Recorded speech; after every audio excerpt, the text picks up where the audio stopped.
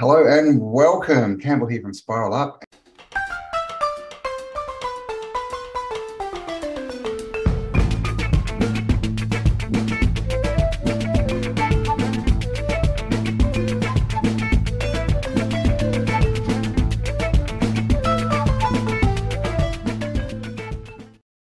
And we're back with Howdy. It's been a few months. He's been off writing his latest book, and I'll leave the links below for anyone who wants to check that out. But we're back for another chat. We were doing Rules of the Realm, and we're undecided on a topic today, so we're going to see what happens and where it goes. So, welcome back, Howdy. How you doing? Hey, Campbell. Relatively okay. It's been a very busy and stressful 3 months or 4 months since the last time we talked. Yeah, putting the book together got to be 10 to 12-hour days for a while to try to meet the first set of deadlines. And so I'm still in the calm down mode, but yeah, it's the conversations we had, even though it might not have seemed like it at the time, was helpful in preparing me to write the book. It was making me think about things that we had talked about long after we had discussed them. So yeah, it was very helpful. Yeah. I mean, I got a lot out of them too, and we got a lot of really positive comments from all our chats we did. So hopefully we'll continue down that line. And if anyone's got any suggestions for any topics you want us to broach, then definitely leave them below in the description. And of course, if you aren't subscribed to Howdie's channel, go across and subscribe, all that kind of stuff. Links below. All right, so what's been coming up in my reality lately is a lot of people talking about these entities, right? Other beings, that dark entities that are attached to people. I've just seen it kind of explode in the last couple of months. Everyone's talking about entities and they're taking entities off each other and all this kind of stuff. What are your views on that? I mean, obviously, we've got the whole sort of Gnostic view and the demiurge and all this kind of thing. Do you see it that sort of goes out as far as it, having minions, I guess, that go out and attach to people or taking over people, controlling them, that kind of thing? What are your views on that? Well, that's a huge topic in itself, right? That's a massive set of discussions, and it already begins with a question that is before, I think, that has to be asked, which is something that my new book is asking, and it's very difficult for a lot of people to look into, and that is not even what are the rules of the realm. What is the realm? Yeah. What is this place for? And the general presentation or the general belief structure that people have is that this was made by a loving God who cares about all of its creations. It made us in its image, and it's here for a place so we can learn and school ourselves and grow and advance and one day become perfect.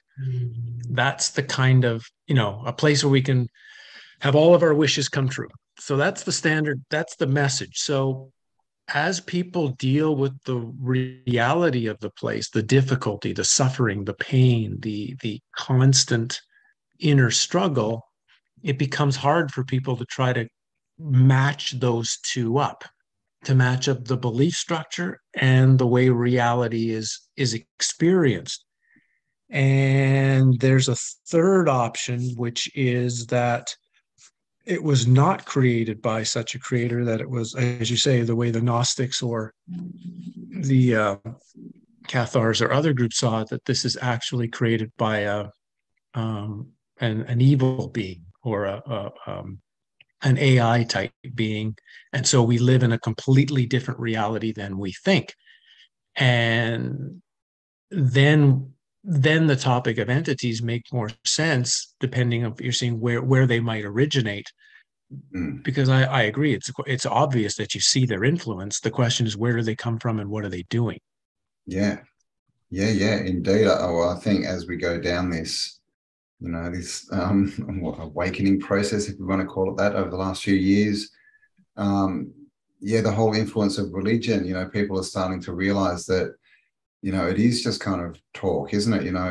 Everyone's talking about this, loving stuff and having this great life and your life being improved by religion, but it's not really what we see. It doesn't give us many practical things to use in this realm, does it, to make our experience better? And clearly, whoever's making the rules at the moment, at least, is not, from the light, shall we say, that.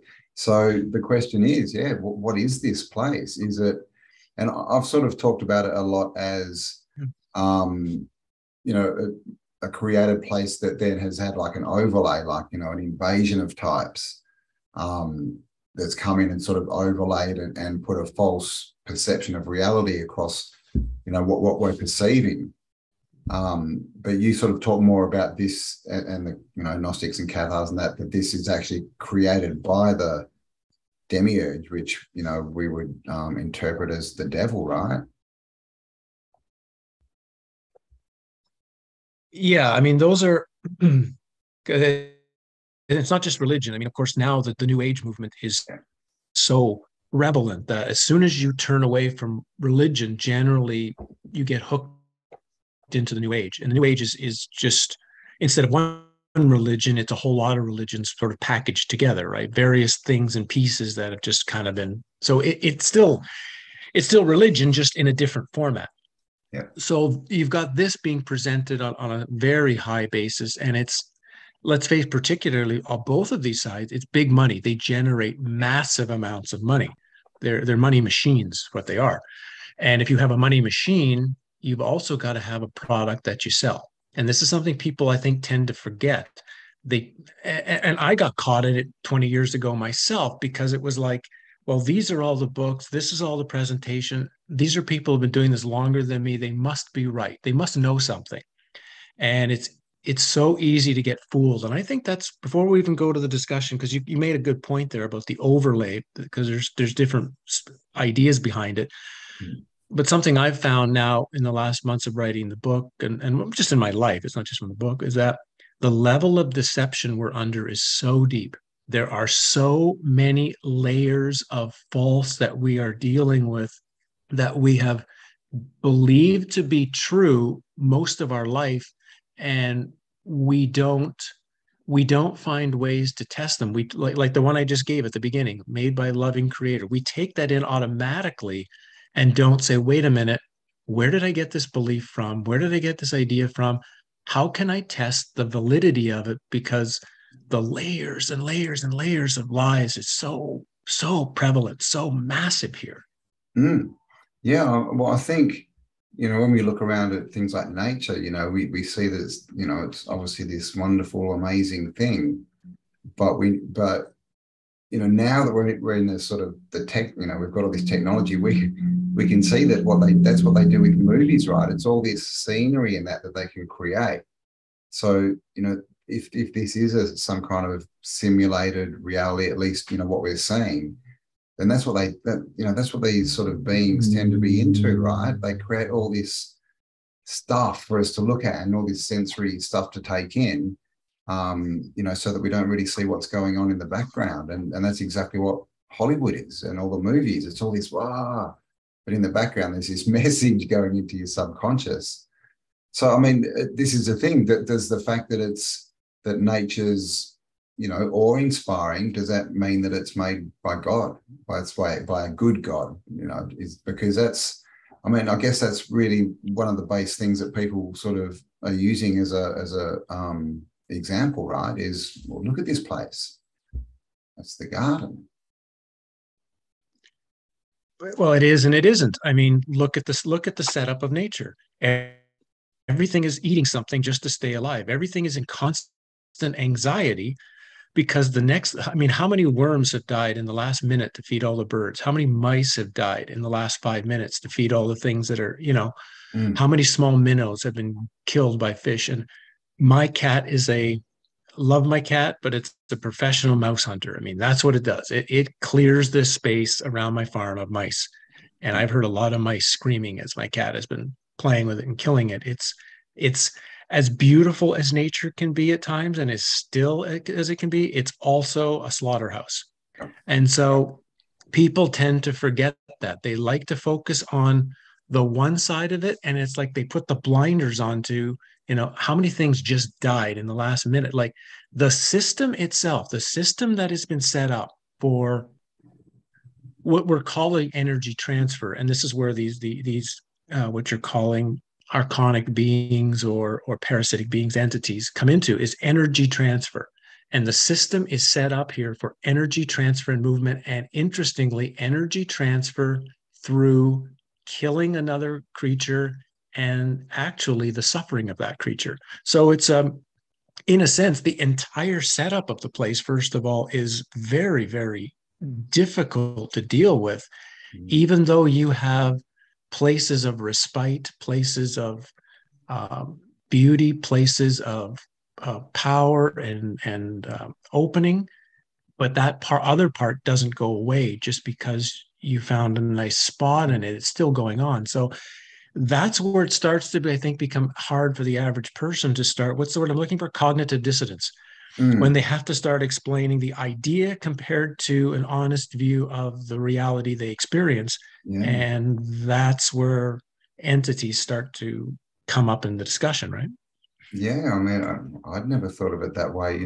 When you said that, all the energy exchange is based on pain, right, and fear. And of course, what do we know about what these entities want to feed on, right? That's what people call loose energy. So it almost is like it's a machine, right? It's a food producing machine. You could think of that way, but right. Energy, right? That energy that it's producing. Mm-hmm. So in that way, it's definitely sounds like it's been created, and and the other thing is if it's created by a loving God and all this kind of stuff, not forgetting everything that's in the Bible, but if it's just a benevolent, loving God, then why do we spend our lives, everyone, just trying to get a peaceful, loving place to be?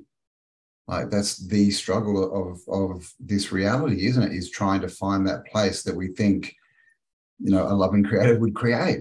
So clearly it's not here, at least for most people. So there's some very interesting points. Yeah, and to the fact, and we talked about this before. Can this be a school? Is this a place of learning? And my favorite quote on that one comes from Richard Rose, where he said, "Why would an omnipotent being create a bunch of ignorant people and then torture them to make them better?" Yeah. Again, all the systems of how things play out here are so insane. Now it leads to, I think, two avenues of potential discussion. One is the one I've written my book from, which is that, similar to the Cathars and the Gnostics, there is a good place, there is a real absolute reality, but that's outside of all the matrix and what we're calling a matrix or Plato's cave or reality, that it itself is created by this other being for energetic purposes and control, and so they don't match. The other side of it, like you say, the other theory would be that this originally was created as one thing, as a very peaceful place, and then, like you say, it was somehow captured, taken over, and changed to a completely different thing. Each one, and of course, I don't know the answer, right? Just like you don't. I don't know what the answer is. I can't say I can stand here and say I know what it is. I don't. I'm just you just share thesis and ideas, and but that's also, I think, a reasonable presentation based on what we experience. Then the question, if you go that route, the question has to be, well, can we, in the form of timeline, determine when this was? Can we, when this takeover happened, how did it happen? And how has the change gone from the old place to the new place, right? Is there a way to track this, what was before compared to what is after? That would be I would think, the route if you're going on that road. Yeah. And there's definitely, things that you could look at to do that. I'd be looking at the 40s when we had all these, sort of time travel experiments and the Philadelphia experiment and all this weird stuff, and certain groups of people running around the world looking after certain artifacts, right? And all this weird stuff going on because, as it says in 1984, is as they're changing the present and the present, which will become the future, they're also changing the past at the same time. So this is, obviously more to do with my other channel, and we won't go too deep into it. But all we know of the past is what we've been told as well, right? Which is why there's so many which is why there can be so many multi-layered lies and so much deception, is because we get our past from books, right? And so all they need to do is change the books. We don't have any experience. So it's, Here's a question for you, just on what you were just talking about. Have you noticed, because you've been a part of this examination for a long time, you've been many years examining the historical stuff. Have you noticed, like in the last, say, 6 to 8 months, that there's been more of a lot of all of a sudden infighting in the community, a lot of, or outside, almost like outside forces have started all of a sudden creating problems and confusion and discord between the people doing the research? Have you noticed that? Yes. I seem to be seeing that myself when I look into it. Yeah, definitely. And it seems to be sort of ramping up a bit. It's definitely in, the Tartaria community and other communities that, sort of attached to it, where channels are just, turning on each other, and all this infighting. And it's, it's really weird because, these communities were sort of started off as, research communities, right? But when you're researching, you're not the kind of person who says, well, I'm right. I mean, because to have a fight about something, it's like, I'm right and you're wrong because you don't believe I'm right. And that's why that's not research. So I've seen it a lot, and it's happening in different sort of niches.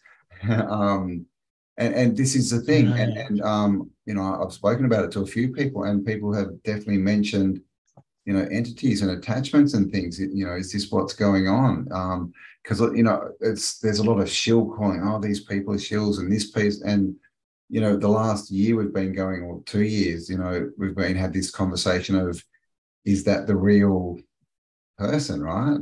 But all these weird things with people, is that the real them? Is that so? We've got all this weirdness happening at once that sort of points to something is happening with, at least with the people that we're presented with, right? The VIPs, right? That we're supposed to think of VIPs, all these people on the scribe boxes. So I think it's a lot of fighting. Someone did mention, I was talking this morning, that there was actually a Bloomberg article written, I think it was about 18 months ago, on Tartarian research. And he said in it, they sort of got sort of one of the, sort of better researchers, and then one of the sort of more wacky way out, sort of researchers, and put them both in. And he was right. And he said, because what they were trying to do is combine the good research with all the wacky way out stuff, so to discredit it. And it's interesting that the channels that they used are in the middle of all this infighting that's going on. So it's who knows what, it's very interesting what's going on at the moment.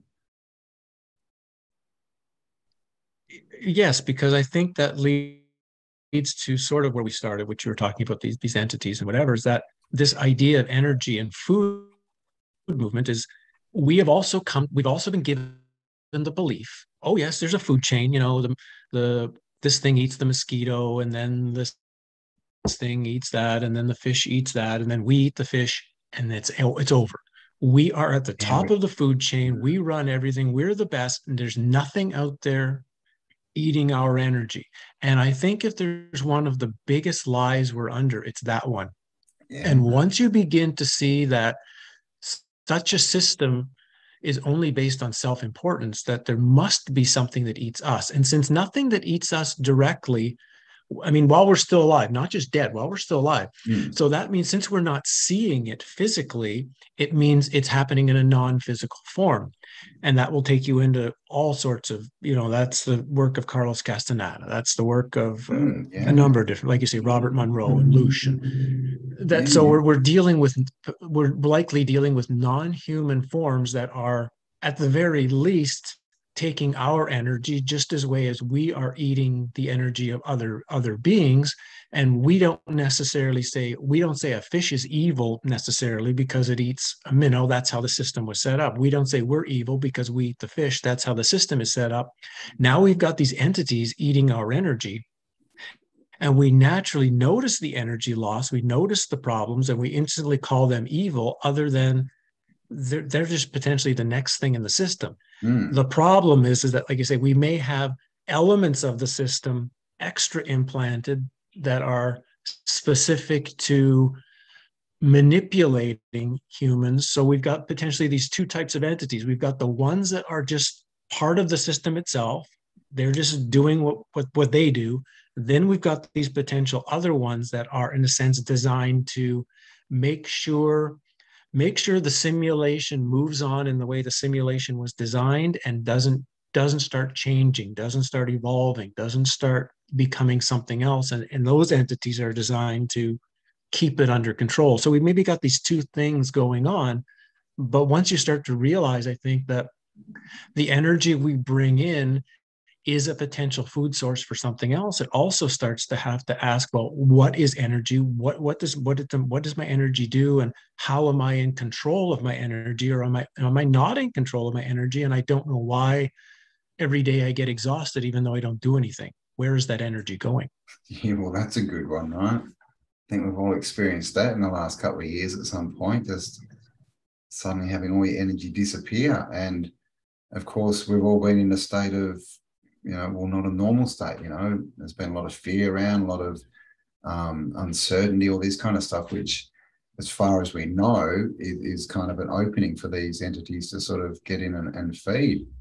But yeah, I'd never thought of that either, that, this whole food chain thing, that maybe there's something above us, which is back to this, have we got caught in some kind of, food production machine?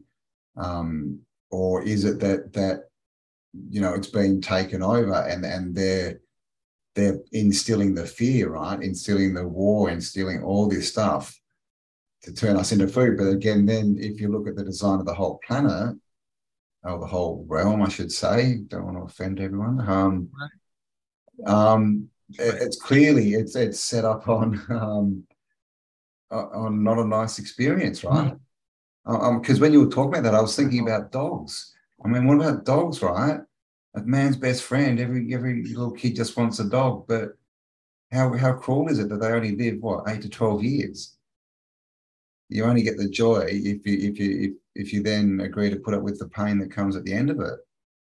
I mean, if God created that, you'd think that the dog would last your whole life, right? Would live as long as you did. That would make sense. Yeah. Yeah, there's all this kind of stuff. Once you start to ask these questions, you run into that cognitive dissonance, because it's not so much showing you how reality's set up, it's showing you how your own belief structure has been set up. And I myself have had to go through this over the last 2 or 3 years, because the book that I wrote now, I was starting to write in like 2002, 2003. It was actually what Falling for Truth became was really kind of this book. It was kind of like a combination of the two. And then I had my death experience in 2005, which I only thought was totally positive, totally opening to deeper layers of reality. And in my case, the seeing of the complete seeing of the non-reality of myself and this world, and the ideas of oneness and void and absolute. But I also started to see now I was being manipulated. I was being manipulated by some sort of force to write more or focus more on what was more standard, you might say, in the spiritual community, and ignore some of these topics. And so it's also interesting to see, I've gone back to this very difficult, hard to explain material, because part of what was happening was I was reconstructing my belief forces as well to try to explain this stuff in such a way that it made me feel okay with reality, or I didn't have to see reality in a certain way, but over time, and certainly over the last 2 years, and this is happening for a lot of people, and I think that's why a lot of this stuff is coming out now. The last 2 years have been harder and harder for people's belief systems to hold up against the reality they've had to live into. And more people in their own way are asking deeper and deeper questions about this place. And from that respect, even though the material sounds like it's negative, you have to go into, it's very positive because it's finally taking you to places that you've been avoiding for a long time. Yeah. I mean, and we've definitely seen that online, right? With all this censorship stuff, and people are sort of, how come some, people are allowed to sort of go out and say what they want, and some aren't? And a lot of the time it seems that they're saying the same thing, but clearly the core sort of beliefs are, like the new age people are still being promoted through the roof, kind of thing. But if you, like how he said, if you sway off that course a bit, they don't want you to speak so much, do they? It's very interesting. But I think covered a few deep topics here. So I guess how are we going? Oh, we've been going half an hour. So obviously, we don't want to be saying that this, everything's negative and blah, blah. And this, if this is a food machine, that I think that the power lies in, like Howdie said, is getting out of the mainstream narrative and working out what this really is. Because if that is the truth, then all we need to really focus on is, how do we get out of here, right? How do we stop being recycled, if you want to put it that way? Which I guess, does come back down to the, we're here to learn a lesson, right? To learn something, but it's maybe just how to get out. Because, there's, I mean, I've heard similar stories, to that from, friends I've got, sort of psychic type people. And again, they try and get messages like that out, and they just can't get any traction. It's really interesting. But you want to go and tell people that, the Palladians are coming to save us all, just sit down and, imagine a white light above your head. And you can have a really big channel, no problems. So it's very interesting. And I think that is kind of the biggest. I think the great challenge is, sorry, the biggest clue, right, is how they treat the information. Yeah, I think the biggest positive we take out of all this, at least for me personally, is this idea of seeing how much we've put our energy, our focus, and our feelings outside of ourselves. There's something outside of me that I have to get my information from. There's something outside of me that's going to save me. There's something outside of me that's going to fix things. There's something outside of me that's going to tell me what to do. There's something outside, it's always something else. Yeah. And that, I think, is the number one deception, is that the actual power is here. The power is within. And of course, we don't mean inside a body. We mean within the deepest part of the self or the soul, right? We mean like we're within the core of your being. And that's the power that's being manipulated. That's the power that's being lost. And the more we go externally to ourselves, outside of ourselves, the more we are not in touch with the only thing we need to be in touch of. And I'll share a story I have in my book about prayer, because I think this is a valuable presentation on this. And that was, I was discussing this subject with a native Indian medicine man friend of mine, Jerry, a couple months ago, this idea of why is everyone praying outside of themselves? Why don't they just pray to themselves, to their own power, right? Pray there rather than ask some being outside of you to do something for you. And he told me a story. He said about 20 years ago, there was a big drought that was happening in New Mexico or Arizona, something like that. And they called some medicine men in from the area to make it rain. So they prayed for rain, did their ceremony, and nothing happened. So they finally, after a few more weeks of this, they got some other medicine man from up north. And he came down to the area. He did the ceremony, and it rained that night. And it rained for 3 or 4 straight days. And they asked him after, why did your ceremony work when the others didn't? His response was, the other medicine men were praying for rain. So if you're praying for something, it means it doesn't exist here now. You're looking for it. It's not here. Yeah. He said, I just prayed rain. And when I took that back to Jerry, I said, so actually what he did is, first of all, he became rain. It's not that he he was himself, and rain was external. He was rain, and then he was communicating with rain. So all that existed was rain. It was rain speaking to rain. So of course it would have to rain. He had already become that which, in a sense, he was praying for.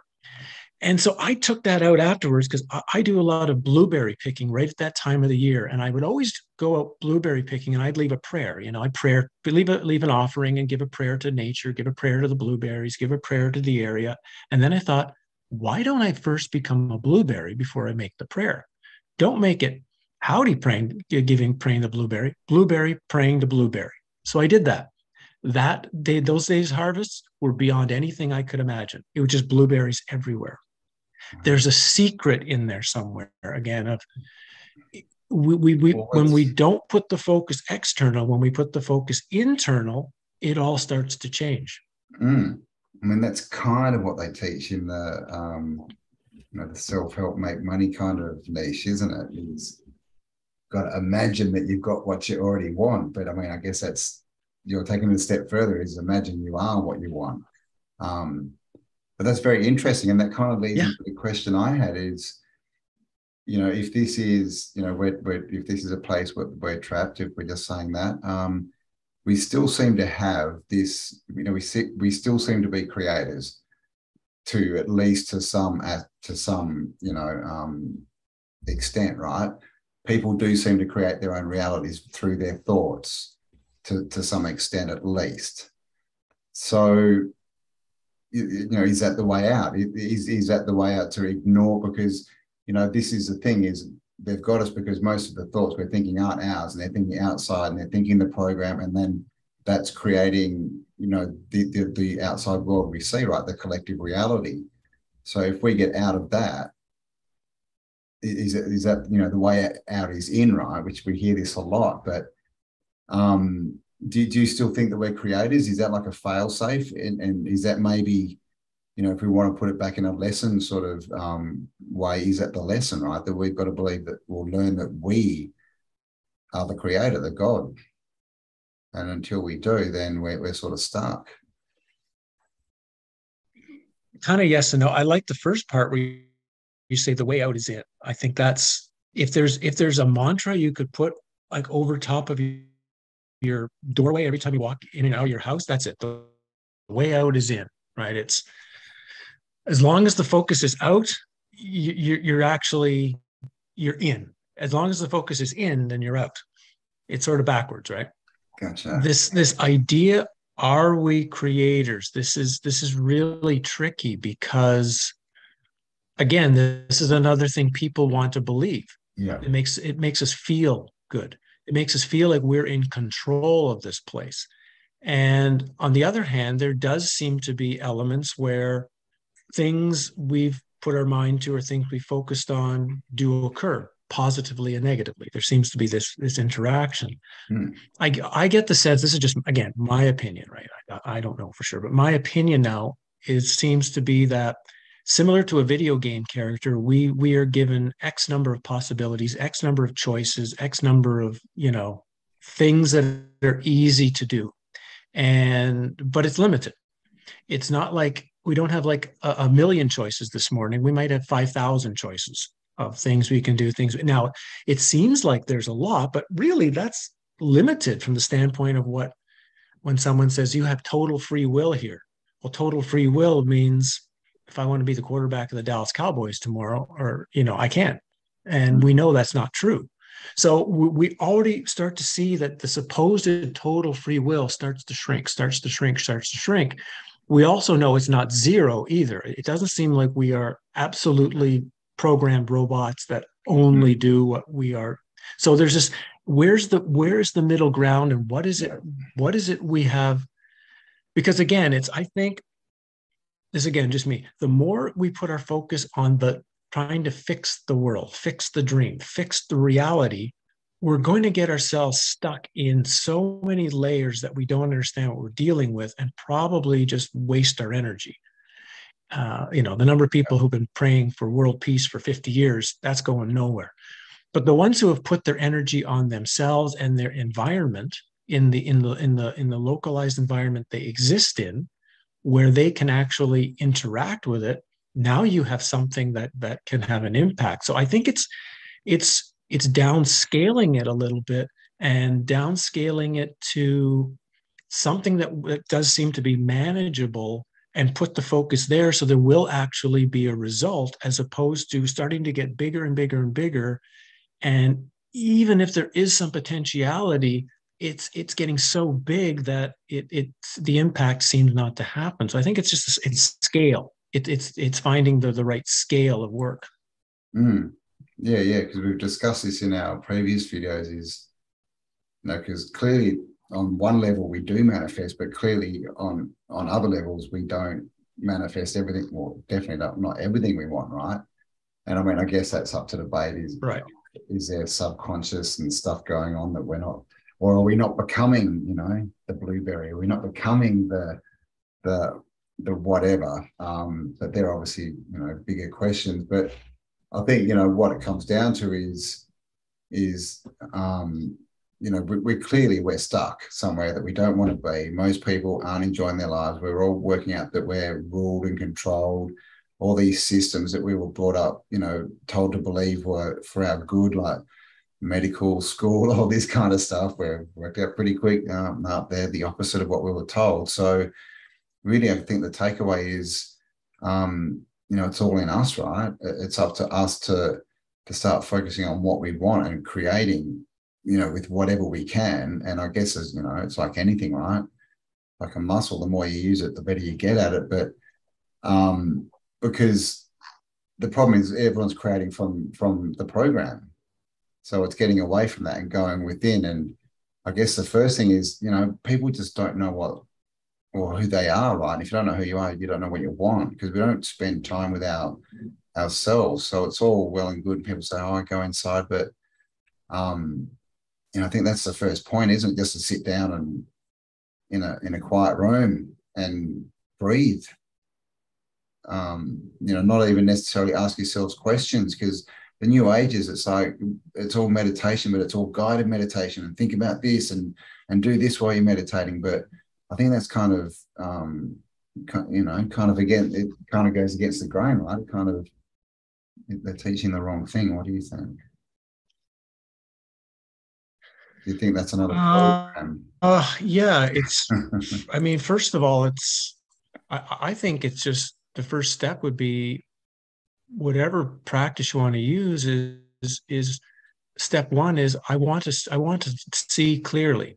I think that should be step one, is not having any belief structure, whether it's the one you have now, whether it's mine, whether it's Campbell's, whether it's whoever's. I want to see clearly so that I can make decisions for myself, that I can look at this realm and decide for myself what this is, what I am, why I'm here, and not take in the external elements too much, other than as possibilities. It's good to hear other viewpoints and say, okay, that's possible, that's possible. I might believe that, I might disbelieve that. But step one should be, the meditation is, I want to get a clear enough seeing power that I can view reality and make my own decisions. That's one, I think, that's very hard for all of us to start to realize, is how many of our beliefs are actually chosen by us.